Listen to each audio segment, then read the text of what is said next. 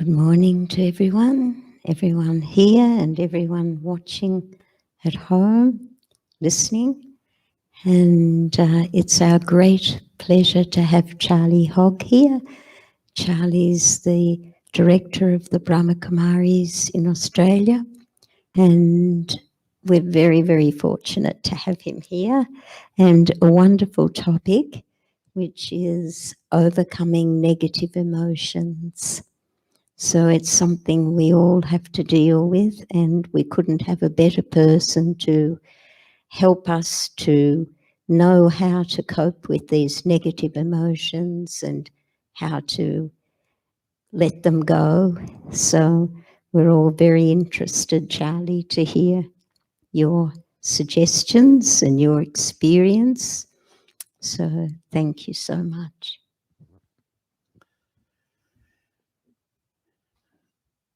Thank you so much, Sally. It's always so lovely to be here in Lura, in the Blue Mountains. And there's also a few of us in the room here, which is lovely. Sometimes it's just an empty room when we do the webinars.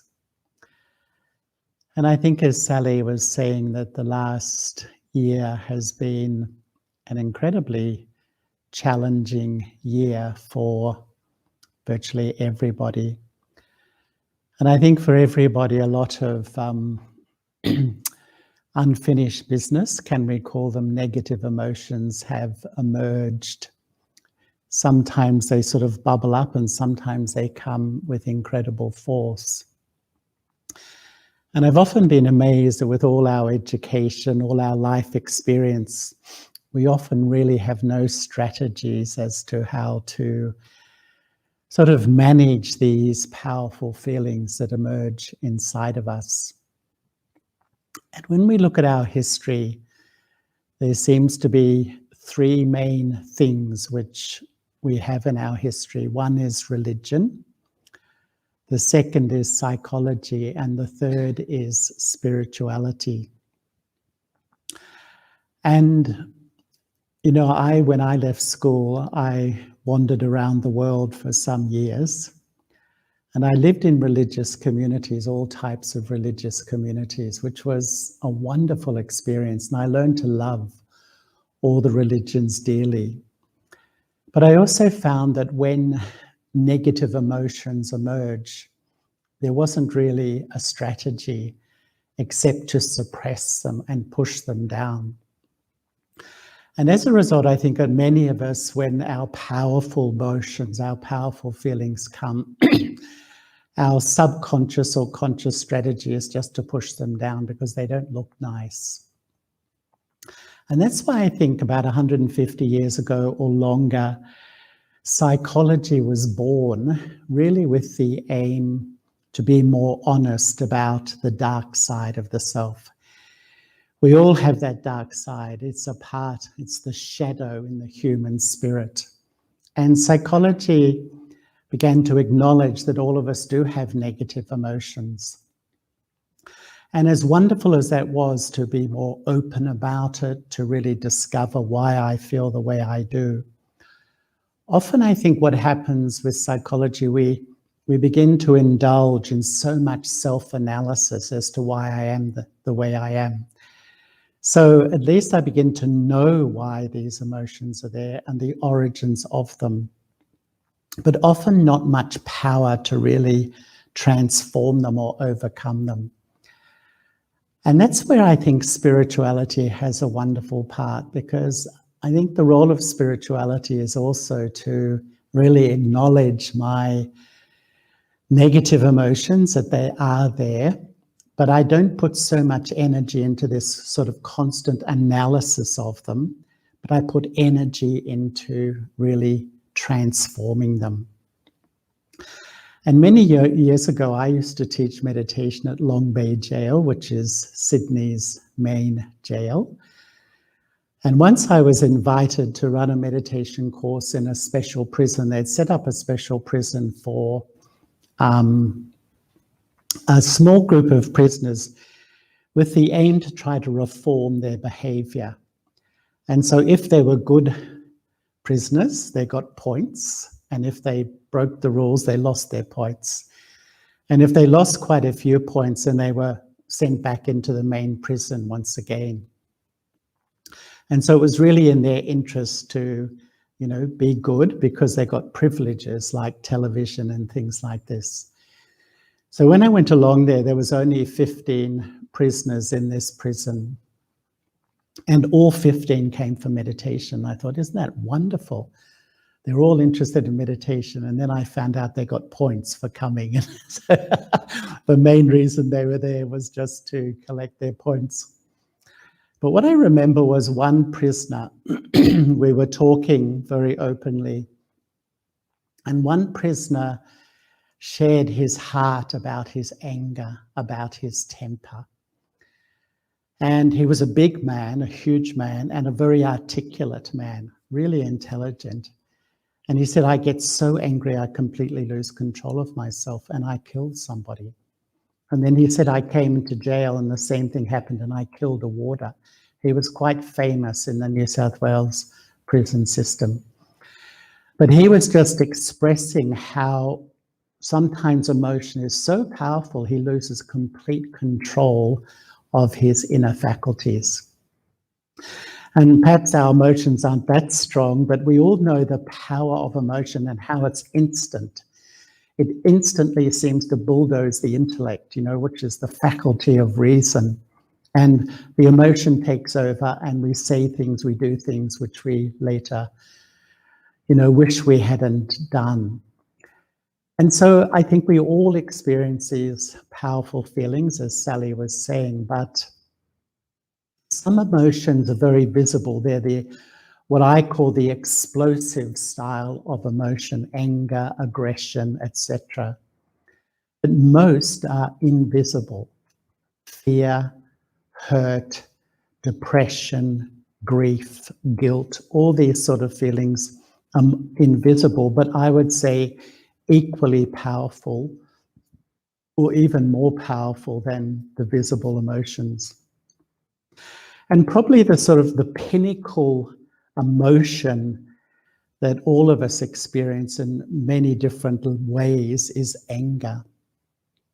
And spiritually, they say anger is on 3 levels. You have the overt anger, which is, speaking or even getting physically violent, speaking negatively. Then there's the emotional anger, which is the irritation, the annoyance, the frustration. I think we all know those feelings. But then there's that silent anger where I just avoid somebody. Actually giving someone the silent treatment, avoiding somebody is actually, I would say, a form of anger also. And so anger is an incredibly powerful emotion. And when we start to explore these negative emotions, we realize they have an amazing effect on all parts of my life, a negative effect. There's a lot of research into the emotion of anger. And when we get angry, adrenaline and cortisol just go right through my system instantly. And when that begins to happen, it can, create increased blood sugar, blood pressure, which hardens my arteries. So anger, when I'm regularly angry, it can actually create heart disease. This is actual research. There's also research that says that when we regularly get angry, it kills cells. There's cell atrophy in the brain and it creates memory loss. And I even remember one of my friends in the UK telling me that there's been some research that when we remove anger in the form of a grudge, it can relieve back pain. That's incredible, isn't it? So our emotions really are deeply connected to, even our physiology and our physical health. So that's one thing. But I would say even another aspect of this too is my relationships. And we all know the effect of relationships. And the founder of the Brahma Kumaris was Brahma Baba. And he founded the Brahma Kumaris in what is now Pakistan in the 1930s. And he was a person just so deeply on the spiritual journey. And he would often say that when you get angry, you lose control in 1 second, but it will affect your life for a minimum of 6 months. Because what happens if, for instance, if I just had a tantrum now on this webinar, if I threw a tantrum, I can guarantee the one thing you'd remember about this webinar was my tantrum. And it's like we have a little digital camera here in the third eye, go click, click, click, click, and it's stored on the hard disk. And so every time I would come in front of you, for a long time, you're thinking, is he going to get angry? So like loss of control for a few seconds, people record it in their memory. You have to behave peacefully 100 times at least to wipe that from their memory. And so we all know actually how devastating anger can be in relationships. And I think every human being could share some powerful experiences of that. But mostly it affects me. And when we get angry with somebody, you know, when I see someone really, really angry, you know, sometimes I think it's scary. It's scary, isn't it? Because the face and the eyes, it's really sort of quite frightening on one level. But in one way, I feel they're just saying, help me, help me. I've lost control of my inner world and my emotions. The only way I can express this absolute loss of inner power is this venting, this incredible frustration. And the real effect of anger on the self is deep down, I lose respect for me. If I see myself paying out on the people I love, how do I feel deep down? Yes, at that time I might feel I want to really tell them what I think or that sort of thing, but deep down in my quieter moments, I don't like who I am. And so anger, this very visible and powerful emotion, begins to affect, you know, my health, my relationships with others, and my own relationship with myself, which is really the seed of everything. And I think that all of us in life, I always am amazed just how well educated we are about the world outside. We know so much. Everyone today is just has so much information. And yet we seem so uneducated about the world inside, because when anger comes, I have no idea really how to work with it, how to manage it. And so when powerful emotions come, what do? Usually our main strategy has been to suppress. I suppress my anger, I suppress my hurt, I suppress my grief. I keep pushing it down, but it comes out in different ways. You know, that really quick reactive nature, that short, sharp tongue. And as we know, if I suppress emotion over a long time, a lot of data says it will affect my physical health and well-being. So sometimes we suppress or sometimes we deny. And I think one of the amazing lessons for myself on my spiritual journey is just how we've built in all these deep mechanisms of self-denial where I can't really see who I am because it's too uncomfortable. And so, you know, even I know in one of our centers, we used to have a program called the 11th Step, which many of you will know the 12-step program, which is a wonderful program to deal with addiction. But the 11th step is conscious contact with God. And a group used to come to one of our centers and they would meditate. But they were telling me once the first step on the 12 steps is to admit I have a problem with drinking or whatever it may be. And that's the hardest step, to actually admit to myself that actually it's me who becomes angry. And I can remember as a student, I used to work in restaurants, like a lot of students, part-time work. And I remember once I was in a restaurant and one of the chefs got really angry and he picked up pots and pans and was throwing them, and we're all ducking and weaving. And when he cooled down, I went to him and I said, are you okay? He said, what do you mean? I said, you looked a little bit upset. I mean, he was furious. No, I'm fine. Like nothing had happened. And I remember later talked to a psychologist friend. He said there's a known thing of psychology that we can do things like that and then we block it. We completely block it out of my memory that I've behaved. So sometimes we suppress, sometimes we deny, sometimes we design my life to avoid situations that trigger my emotions. So if there's certain people that trigger feelings in me, I sort of avoid them. And then perhaps I feel I'm okay, but actually I've designed my life to really sidestep the things which really challenge me. Or even sometimes I point the finger of blame. And that's probably the most common strategy in life today. You're the one making me feel hurt, feel upset, feel angry, feel. It's you and your behavior. And who of us haven't been down that route? I think we've all played that game at some point of time. But spiritually, blame is the ultimate ignorance. Blame is the ultimate ignorance. It's like I give my power to you, so you have the power over my emotions. If you behave well, my emotions will be fine. But if you don't behave well, my emotions are going to come into upheaval. Even in the corporate world, maybe 40, 50 years ago, realizing that people build up, we pent up emotion inside.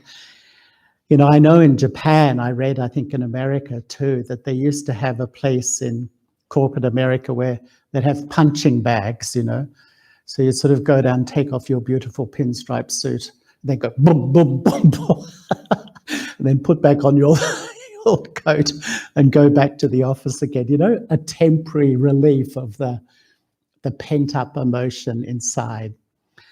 But I think what I love about spirituality is spirituality really says that, ultimately I am responsible for who I am as a person and how I feel. And I've got to take that responsibility and the realization that, they are my emotions. And maybe for a long time I've been suppressing, denying, avoiding, blaming, doing all sorts of strategies to work with these uncomfortable feelings. But ultimately the spiritual journey is to be kind but honest with myself, very gentle and kind but honest, that they are my emotions. And that's why I would say really the first step in really beginning to overcome or even work with negative emotions is to begin to understand them and take responsibility.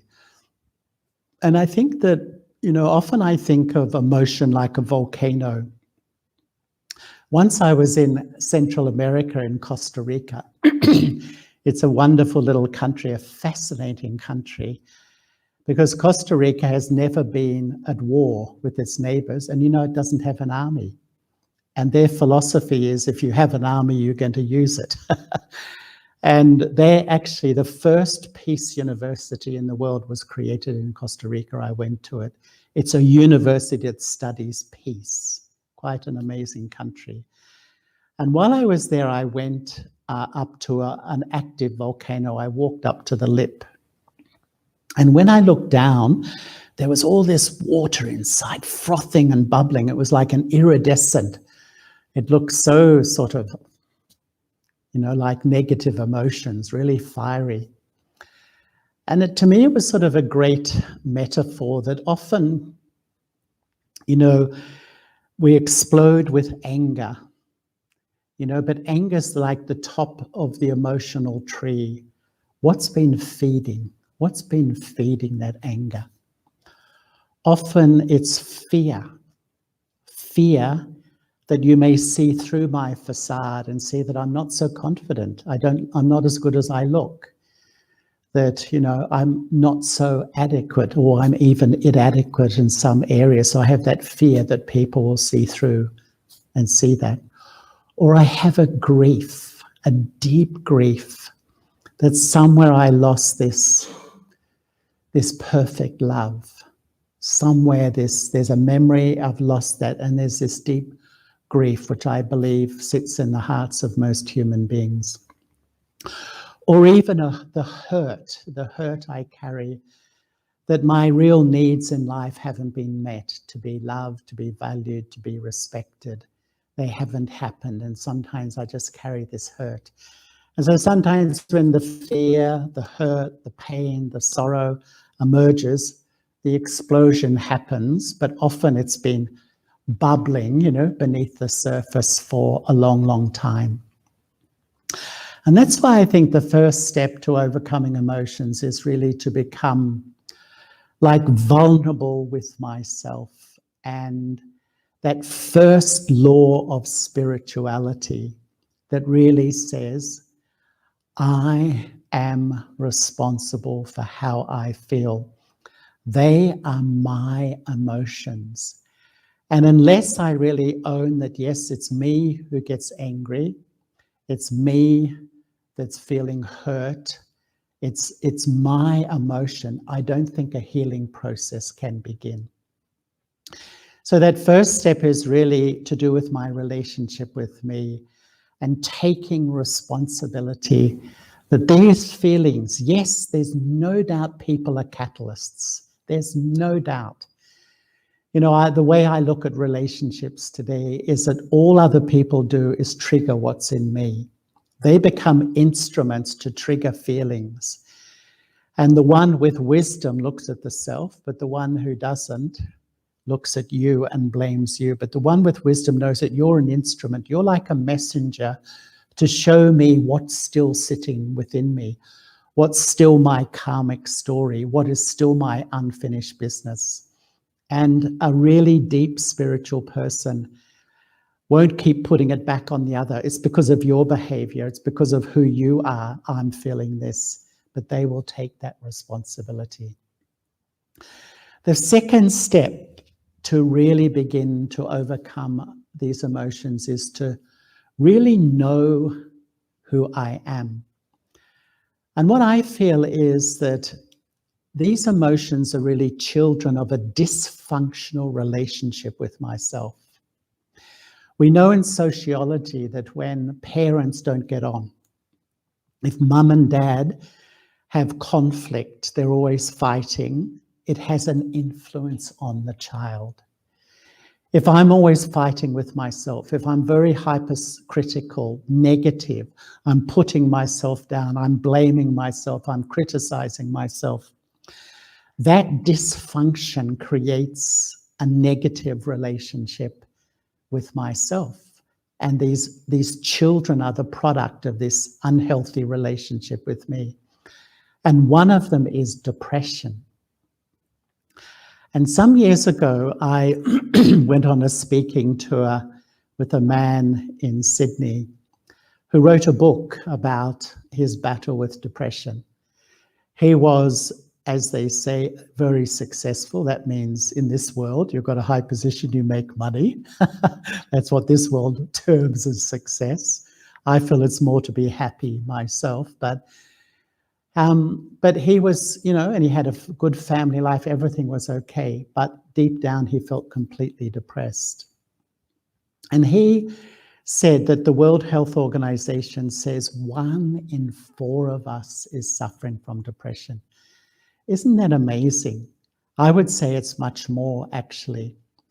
And in psychology, depression, they say, is a form of anger, that my needs haven't been met, that I haven't been loved or valued or respected as I feel I should have.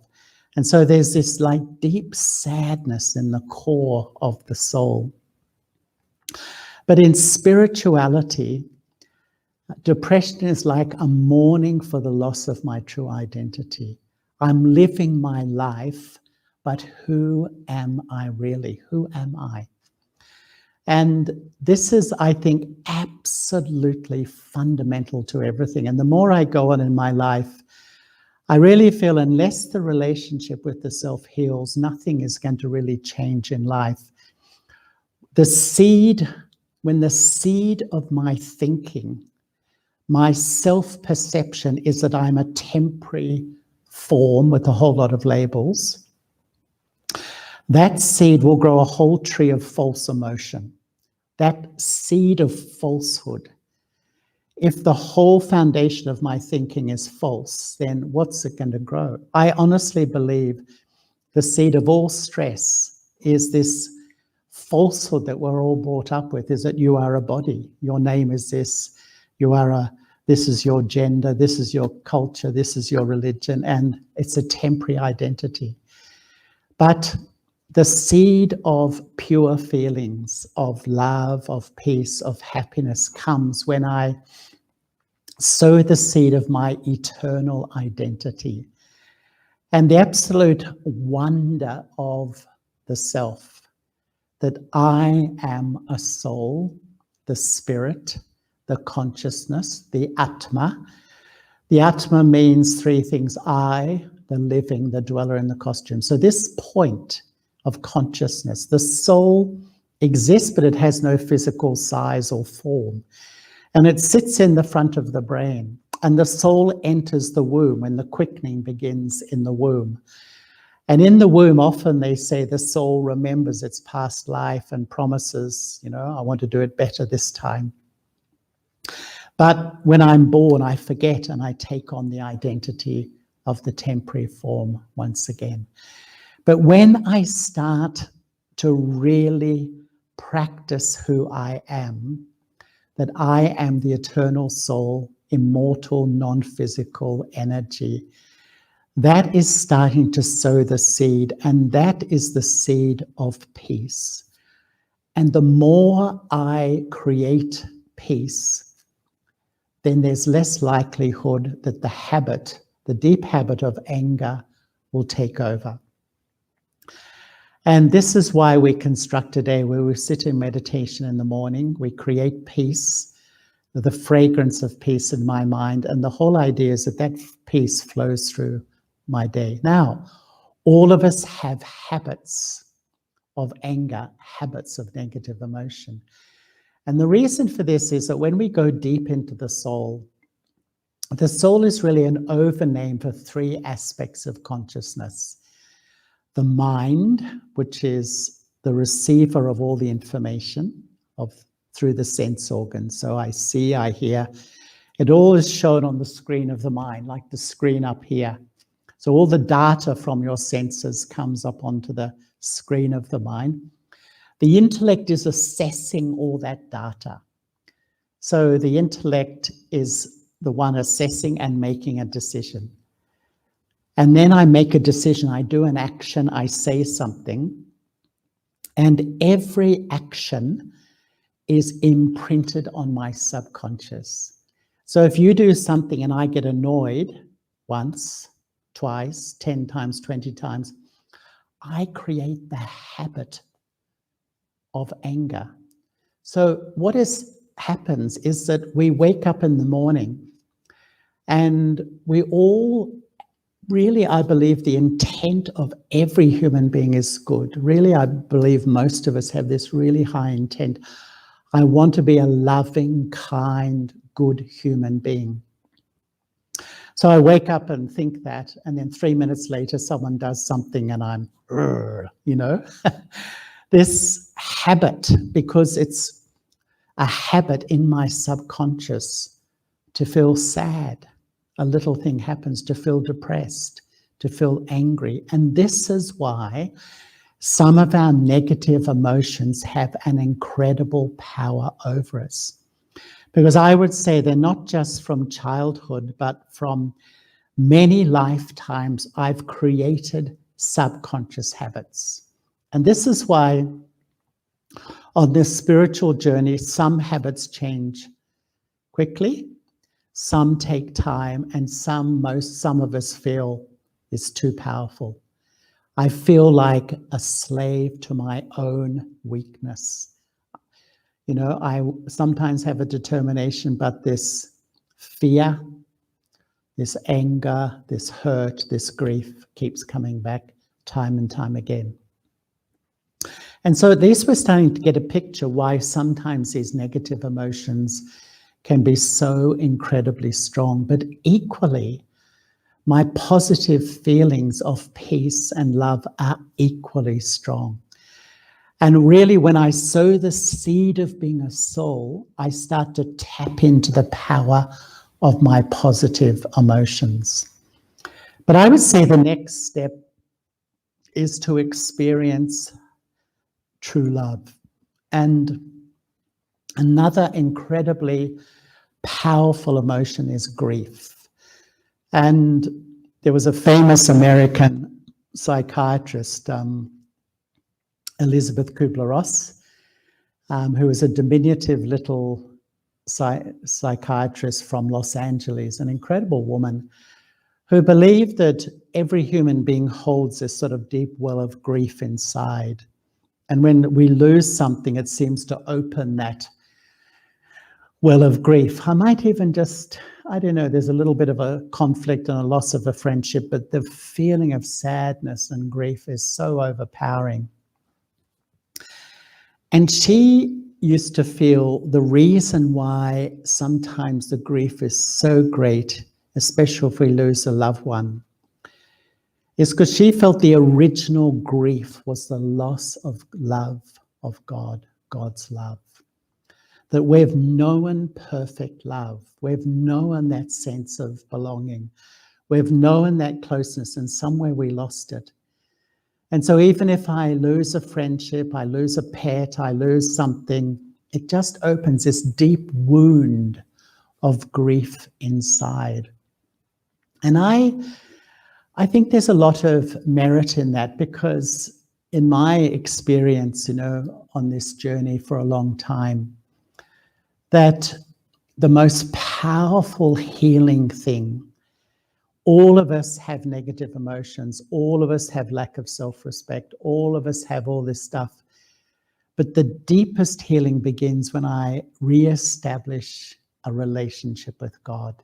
There's some magic in that nothing else really has. And when I began to meditate, I was told that I was a soul. That made a lot of sense to me. The soul is this tiny point, and I learned how to sort of let go all the labels and just become a soul, sitting lightly in the forehead, detached from my body.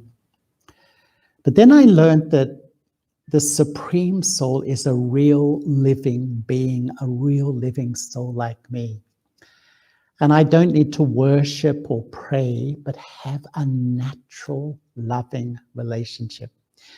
To have relationship is in the DNA of the human spirit. It's absolutely natural. What is so powerful about this relationship is that it's permanent. This relationship will never go, whereas every other relationship will go. You know, I often feel we search for true love. It's in the nature of being a human being. We're always looking, because we have this deep memory of that original love of God. We search for true love. We invest our heart in relationships. We give everything in our families. We do, you know, you think how much you sacrifice for others, but there's that huge human dilemma. No relationship is permanent. No relationship is permanent, whether it's time, whether it's change, whether it's conflict, whether it's separation, whether it's death. And this has created this incredible fear and insecurity inside all of us. Powerful emotions, because we have been taught we're a temporary body, and you are a temporary body too. And you know, these temporary bodies will go at some point. But as I, the soul who's permanent, establish a relationship with my lover, the Supreme Soul who's permanent, it's like it reestablishes strength, and it resolves so much of that powerful emotion of fear. You know, they say there's two prime emotions in life, fear and love. And, you know, and most other emotions are sort of extensions of those two emotions. All of us know how absolutely paralyzing fear can be, but all of us also know how life-transforming love can be. And really, a lot of fear comes from dependence or attachment. When I attach my heart to a person or to a possession or to a role or responsibility, I immediately build fear. And the more I attach my heart, I just build this fear into my life. And I can't even enjoy that relationship sometimes because I'm so afraid of losing it and that sort of sense of loneliness or insecurity coming. And that's why spirituality reconnects me with my truth, because what spirituality really begins to say is that you always exist. And the only thing that's permanent is change, you know. There will, as we know, the only thing that's permanent is change. And so this is when I really begin to realize that I'm eternal, the soul is immortal, God is eternal, and I really establish this relationship. And I would really emphasize relationship because it's natural. And what I feel about spirituality these days is that the most natural thing for all of us is to fall in love. It's recorded in us. We don't have to be taught. It's recorded in us. And when we fall in love with the divine, we understand how attractive the Supreme Soul is. So pure, so simple, and real. It's a real relationship with a living being. Then automatically I connect, I remember. And the more I remember, I connect with a being that's pure, my mind becomes elevated and I automatically begin to change. And almost naturally, the old emotions have less power over me. And this is why really the way I've been thinking about this in recent times is that in the Brahma Kumaris, you know, these days I hardly use the word meditate because I think people just feel it's so hard. It's hard work to sort of try to elevate your consciousness. But what we learn here is to remember. It's very deep, actually, because whenever you remember, you connect. And whenever you connect, you're influenced by what you connect with. And when you're influenced, you have a feeling inside. So if you connect with somebody and you're having a difficult time, you're in conflict with that person, the instant you connect, you're influenced by that negative emotion. You feel heavy, peaceless, disturbed inside. The logic here is as I go about my life, as I meet people, go to work, fulfill my life's responsibilities, I remember my lover, the beloved, the Supreme Soul. It's not just a belief, it's a real relationship with a real soul. But this soul does not have a body. It's a different style of relationship. And that's what I've got to get used to. And that takes time and patience. But when I do, you are plugging into a source of inner strength like no other. And dealing with this very changeable and uncertain world, I feel stable because my mind is connected there rather than to all this stuff changing around me.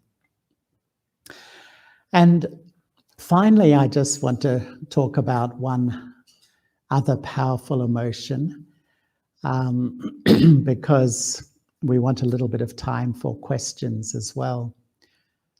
And that is the emotion of jealousy. And I feel that most of us don't recognize when we're under the influence of jealousy. And I think often jealousy is an emotion that has an effect on relationships as much as almost any other emotion, a negative effect on my relationships. Jealousy is an emotion in anticipation of losing something I value. I value my relationship with you. A third party comes, and that party may threaten my friendship with you. I value my role in an organization or whatever. Someone else comes who's capable. I feel threatened. And so, without, I think often consciously, what happens, the process of jealousy, is I compare myself with others. I do it unconsciously often. And if others appear wiser or more popular or more capable, they may threaten something I value in my life. And unconsciously, I begin to oppose them. And in my conscious mind, I have so much rationale as to why this person's not a good person. I'm so clever, I've actually rationalized it to myself, why I oppose them, why I don't trust them. And yet, actually, it's my own jealousy, which I'm really under the influence of. And it's a powerful emotion that can be so destructive in my relationships with others, so incredibly destructive. And I think that when I really look deeply, how much influence has jealousy played in my life? And often I think jealousy is the seed of so many, breakdowns in relationships with others. Anyway, powerful emotions are a huge story for all of us. And in just a moment, we're going to have some questions. But just before we have questions, I think that we're living in a time of huge change. And it's triggering all our feelings. And I feel whenever I'm sort of sharing these days, it's so important to put a regular practice into life. Often with spirituality, we love it. We read the books, we love to talk about it because that's the nature of the way we learn these days. It's more an intellectual thing. But spiritual learning is a completely different style of learning. Spiritual learning is really transformation. And the learning we do at university or whatever, we just know so much information. We know so much about so many things. All of us are quite articulate on so many different subjects. Spiritual learning is just taking one idea. Who am I? And going deeper and deeper and deeper, unpacking the eternal truth of who I am. I am a soul. I'm a point of consciousness. I can never die. I will always exist. I'm non-physical. I carry my story from my past, which is overlaying and influencing my present. So my habitual emotional patterns of the past are overlaying and affecting my relationships now. The reason we follow a spiritual life is we don't really battle with my negative emotion. But the more I become soul conscious, I actually start to withdraw the power of peace. And the more I withdraw the power of peace, the less my anger, my frustration, all these things have power over me. The more I have a relationship, a loving relationship with God, then the less fear and grief and these sorts of emotions, they start to have less power over me. I don't really fight them consciously, but I actually develop the awareness of who I am and the awareness of God, and the old power of negative emotion loses its strength over me. It does take time. It wouldn't be fair to say that it just happens overnight. We know because some of them are very deep. And this is why really, if we practice on a regular basis, I think that's the message of our time. And what that really means is that not that I just meditate morning and night, because often I find people meditate, they really feel good. And then as soon as they stop meditating, their thinking goes back to their old way. But actually, what we do here is all throughout the day, as I fulfill my life's responsibilities, I'm practicing soul consciousness and practicing remembering, practicing the connection. The more I practice, it's like I step back into my self-respect. I step back into that inner stability. And it's really, I think, during this time and looking at our world, it's so unpredictable, it's so uncertain. So I can't rely on the world out there. It's not going to fulfill my desires or needs, but I can establish a stable world inside. It is possible. It just needs some practice. So I've been going on for quite a long time now, and so I think a few questions have come in the chat box. So you'll hear a disembodied voice of Sri Ram coming through.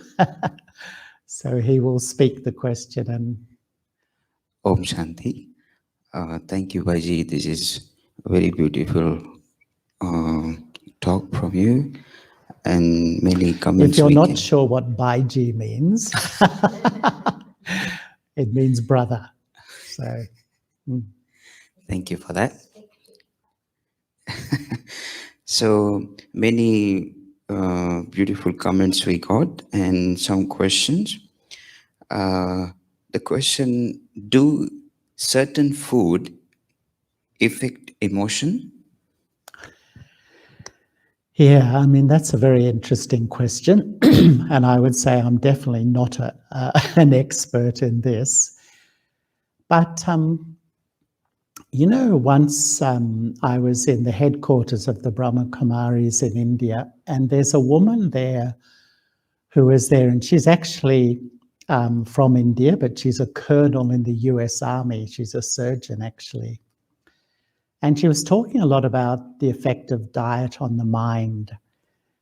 And she really feels that extreme things, you know, a little bit of everything is okay, but too much of anything is not okay.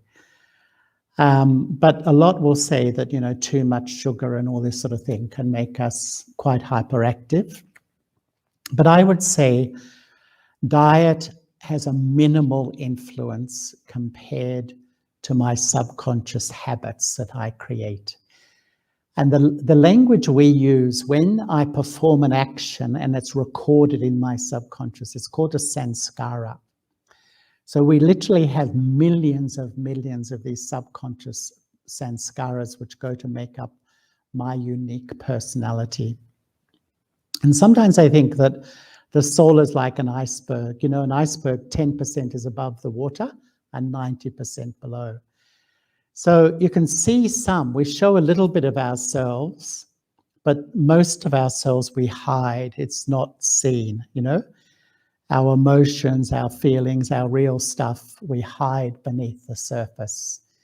And so that is really what has the major influence. But there's no doubt, they do say that eating a red meat diet and this sort of thing creates aggression, anger, and these sorts of things. So that's why in this whole journey towards a more peaceful life where we're non-violent, we tread lightly in this earth, to be vegetarian is really an act of love for the world and love for our fellow beings in this world, and it does have an effect on my emotions positively. Thank you. Thank you for that. In your talk, you talked about for the depression, when we get that, or psychology says, in past, some things which are not has been done as I wanted. So where from this comes that I want and that expectation or something is not fulfilled as I want, but where from that comes which particular things to be happen like this or not, how we can overcome from that, my what I want to be or what I want to be seen from others. I think it's because originally we were a self-contained system. So just my thoughts gave me peace, my thoughts gave me love, my thoughts made me happy. But as I lost soul power, I start to look to you to give me love, to this to give to me peace, for this to make me happy. So I became dependent on the outcome. I want you to behave in a certain way so that that makes me happy. And when you don't behave in a certain way, that makes me unhappy. So I blame you. So I've become so dependent on things external. It is so deep in the human spirit to blame others. Even so many years on the spiritual journey, people are caught up in the falsehood that you are the problem. It's how, I mean, I know, I just am amazed sometimes how these thoughts come back, but I'm deceiving myself when I do that. And that's where really what is happening when I know who I am and I have a relationship with God, I realize whatever needs I want, I have control over inside. Because I don't have control over your behavior. I don't have control over the outcome of the world economy or whatever's happening. And that's why people feel so powerless today. And they're so sensitive to the economy and the workplace and the family and people. We're so sensitive because we have so many desires that these external things have to be a certain way to fulfill my needs. I want you to behave in this way. I want this to happen. And we all know when it doesn't happen, how do you feel? Do you feel angry, resentful, hurt, frustrated, disappointed? And you know, people with high expectations are often disappointed. And no one can ever live up to their expectations. And they really feel human beings are like this and this, but they don't realize it's their own expectations that have made them permanently disappointed in. Other people will never live up to their expectations. The wonderful thing I've learned in the Brahma Kumaris is the power of detachment. And that really means that I live in this world, I'm so engaged with people, with life, fully 110% involved, but I'm attached in that way. So it means that if you behave well, it's okay, but if you don't, what can I do? Detachment is a deep state of wisdom, but it's misunderstood. Detachment in English sounds cut off, disconnected, aloof. No. Detachment actually is the foundation of being loving. A detached person can love all people because they're detached from their behaviors and their moods. But it's a very high state. And you know what I've noticed is when people really fall in love with God, the Supreme Soul, they become naturally detached. And they're just naturally uninfluenced by all the ups and downs of life. It's a natural thing. It's not that I'm thinking, I shouldn't be affected. They are naturally not affected by a lot of the stuff because their mind is engaged elsewhere. Wow, quite wise. Thank you, Baji. One more question coming. How to control emotional jealousy, like competitiveness in school, college, and office environment? Yeah, I mean, jealousy is a huge thing in our world, and I think a lot bigger than we often feel. I think the whole foundation of it is a lack of self-respect. And because my relationship with myself has really become dysfunctional, and I believe personally the reason we have this crazy world is one reason, that the relationship of me with me The first relationship in life of 7.8 billion human beings is so dysfunctional, it creates the mad world we're living in, you know. And until we heal this first relationship, it's not going to change. So what happens is, because I lack so much self-respect and I see someone who's clever, who's talented, who's popular, I feel threatened, and it's not conscious. I compare and I feel threatened. And unless I really rebuild my self-value, and another way of describing the spiritual journey, what is the spiritual journey? To rebuild and heal this relationship with myself, you know, to rebuild this dysfunctional relationship and make it a good relationship. And then I have self-respect. I don't feel threatened. I live in my value. And when I have self-respect and I accept myself, I can accept others. Not only accept, I enjoy it when they're successful. I enjoy it when they do well. I think, wow, isn't that great? But if I don't have self-respect, I feel threatened by, I compare, I feel threatened. And then this jealousy kicks in, and it's the most horrible feeling, isn't it? This feeling of burning with, you know, just that person's name. Whenever anyone says, oh, so-and-so, you just burn inside, and, you know, all these feelings that jealousy creates. Really, I have to rebuild my self-respect. And that is a lifetime journey. That's why we come to study here. And interestingly, the more you create pure thoughts, you have pure feelings, you speak positive words, you do pure actions, you will like who you are. You'll develop self-respect. Thank you.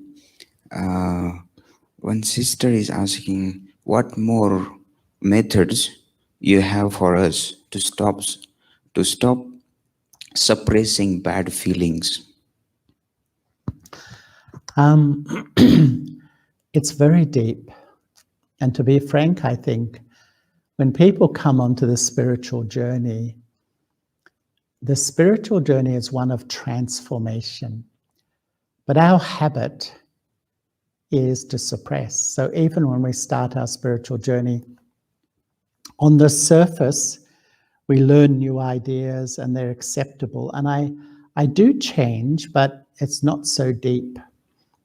And I still sometimes suppress some of my own stuff. And this is why sometimes on this spiritual journey, I've seen after 5 or 10 years, a lot of rubbish comes up, and then people start to think this doesn't work. But it's because my old habit to suppress my stuff has been there. And when it comes out, I think I'm going backwards. I think, oh gosh, I thought I've been practicing meditation for 10 years and look what's happening. I feel I'm worse than I was before, but you're not. You're actually almost got enough power to really look at this stuff and practice. So I think I have to really be vulnerable with myself. And one of the great wisdoms of spirituality is to be like an honest observer of the self. An honest observer of the self. And that is an objectivity. And it's very, very difficult. Why? Because most people can't see any good in themselves. If I'm an honest observer of myself, I'll see all this beauty. I'll see all these good qualities. And once I have that platform, I can then be more objective about my weakness. If I only see my weakness, I feel hopeless. And that hopelessness just makes me want to suppress it again. It's too much, I'll deny it. I'll keep denying it even more. But an honest observer will know my value and also know my weakness, but I don't feel hopeless in seeing my weakness. The reason I'm here is to develop strategies to transform myself and change my weaknesses.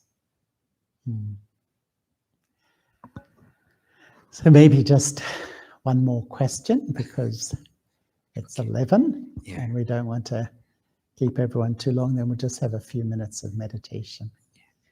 Thank you. So one soul is asking, you talked about the detachment, but our detachment sometimes affects others. So how does that affect our karma? It's because in trying to be detached, we become aloof. We're not detached. True detachment is to be extremely loving.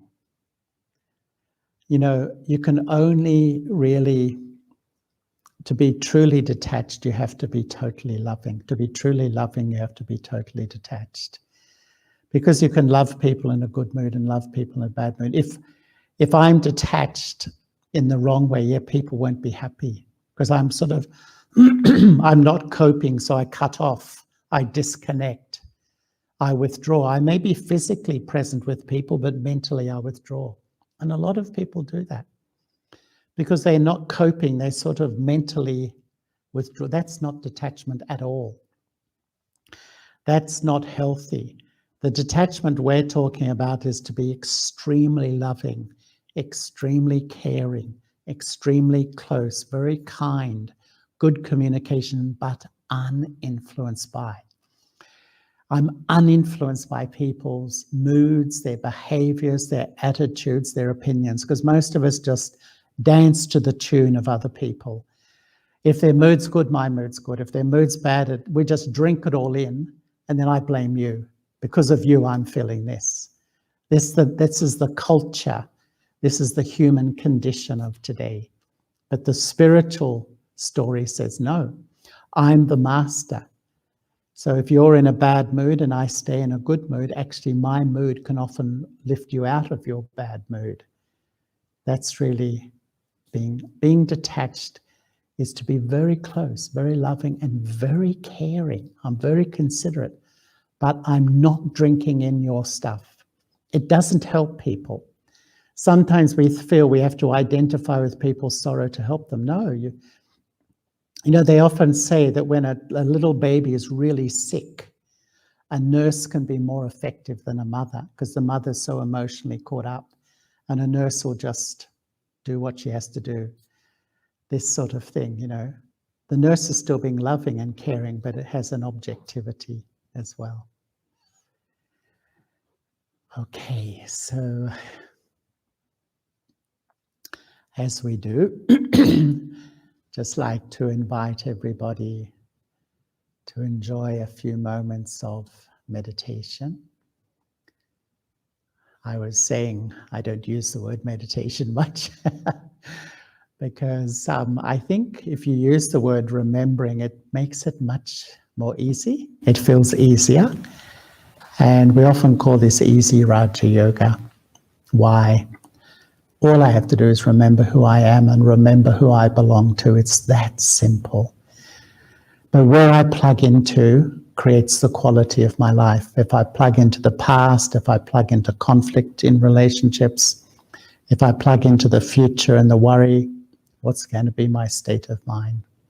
But if I plug into who I am and I plug into the one relationship that's permanent, I really settle my inner world. So I will just suggest a few thoughts.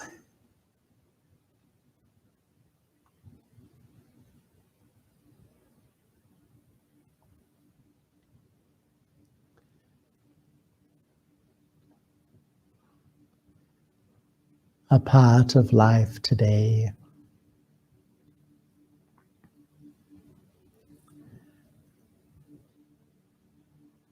is powerful emotions.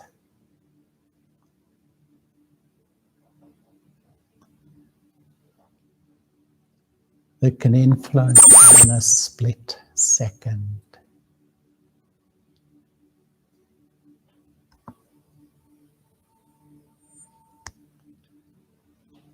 But equally powerful are my original qualities.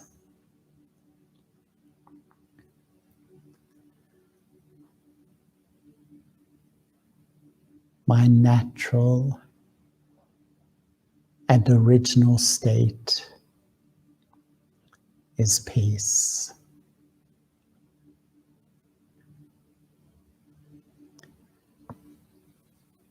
and to open a deep world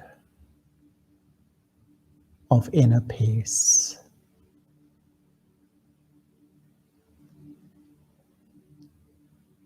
I just need to know and experience who I am.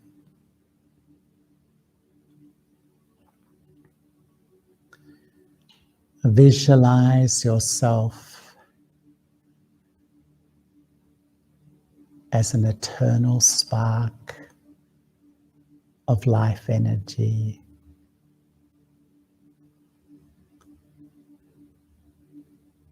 sitting in the center of the forehead, in the front of the brain.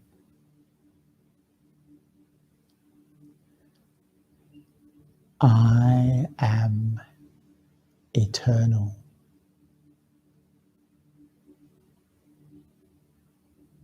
My body is temporary. I am immortal. My body is mortal. I am non-physical. My body is physical.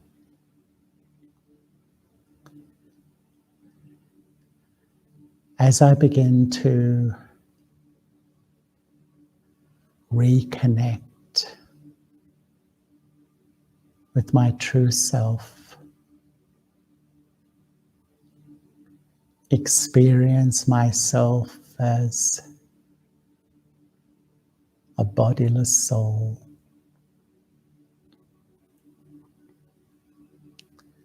I taste the sweetness of true peace.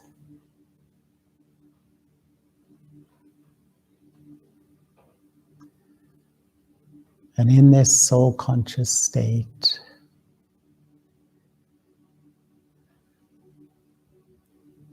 I come in front of the one relationship that's permanent.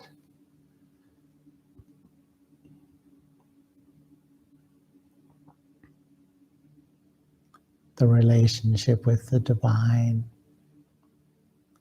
with God.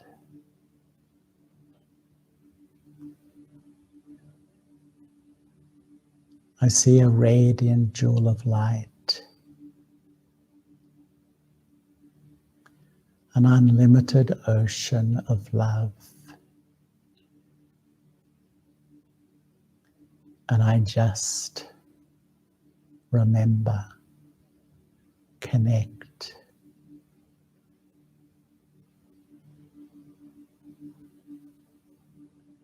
And it's like I live stream that divine love back into the core of my being.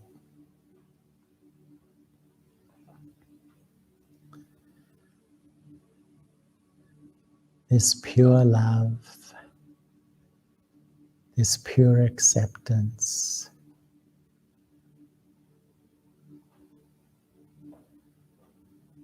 helps me settle inside.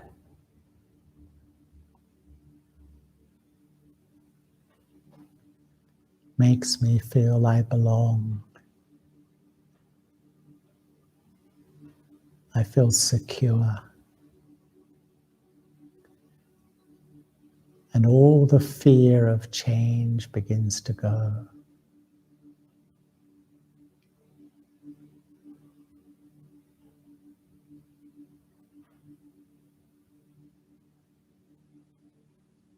I feel I have what I need.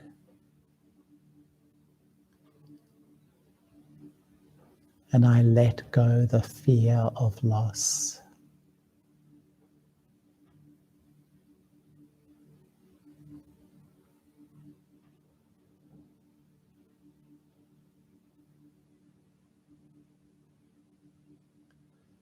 The more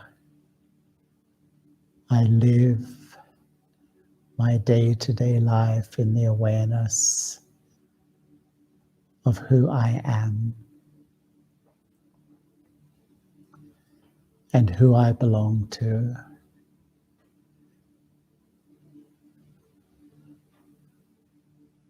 I emerge all these original feelings of peace, of love, of happiness, of power.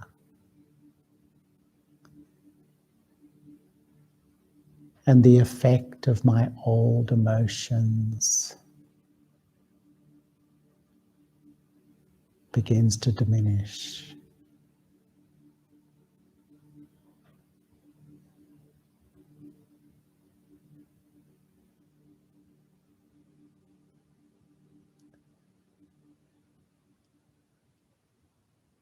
Thank you.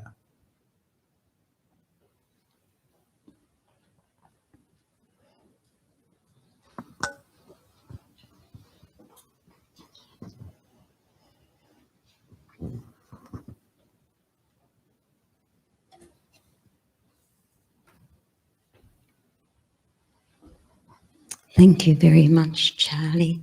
That was just so informative and so deep. And I think out of any talk I've listened to, I've learnt the most from this, because it's something that affects us every day. So thank you so much, Charlie.